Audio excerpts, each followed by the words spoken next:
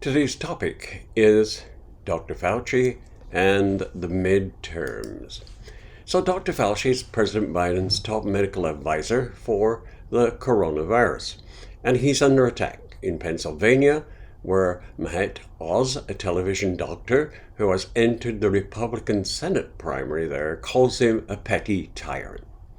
In Nebraska, an ad shows Jim Pillen, a Republican running for governor, dressed in hunting gear and cocking his gun after saying, quote, "and Fauci?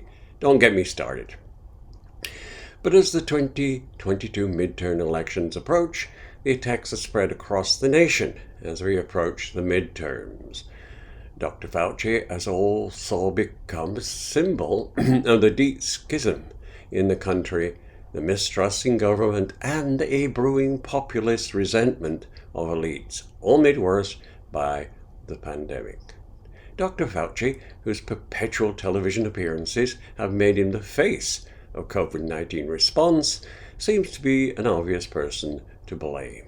Dr. Fauci has served as the director of the National Institute of Allergy and Infectious Diseases since 1984 and has advised 8 presidents. These attacks are fueled by populism, which is anti-establishment, anti-expertise, anti-intellectual, and anti-media. Fauci is a venerated figure in the world of science. As director of the National Institute of Allergies and Infectious Diseases, he has helped lead the responses to various public health crises, including AIDS and Ebola. Candidates in hotly contested Republican primaries like Ohio's are trying to out-Trump one another by supplanting Speaker Nancy Pelosi with Dr. Fauci as a political bogeyman. Meanwhile, in the Senate, Democrats have a razor-thin margin that could be upended with a single loss. Here are 10 races to watch. In the House, Republicans and Democrats are seeking to gain an edge through redistricting and gerrymandering. With both parties awash in political money, billionaires and big checks are shaping the midterm elections. In Pennsylvania, Dr. Oz recently ran an ad calling for a debate between him and Dr. Fauci.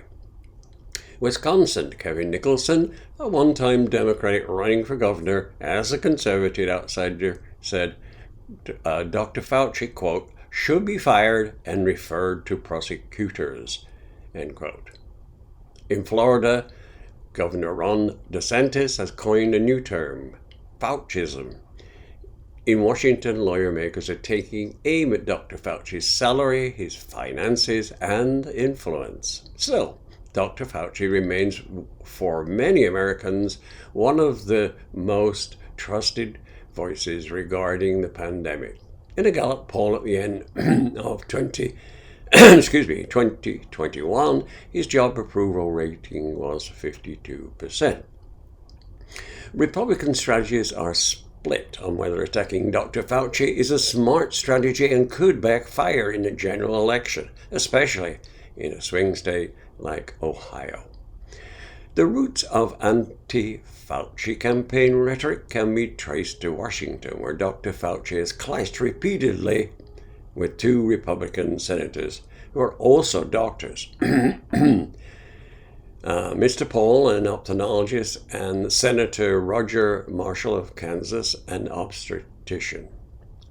Mr. Paul has fueled speculation that the COVID-19 was the result of a lab leak produced by a federally funded gain-of-function research. High-risk studies aimed at making viruses more infectious in Wuhan, China. If Democrats lose seats in the midterm elections, as many expect, Dr. Fauci may have a Republican-controlled Congress to contend with. Another Republican from Ohio, Representative Jim Jordan, who claims that Dr. Fauci knew the coronavirus was, quote, come from a lab, has vowed that Republicans will investigate him if they win control of the House. This is one more reason why we must do our utmost to fight against these anti-science lies and vote for progressive values locally and in the midterms. Thank you for listening. Please subscribe and like us, comment if you wish, and we're on all of the platforms that you probably listen to. Again, we'll talk later.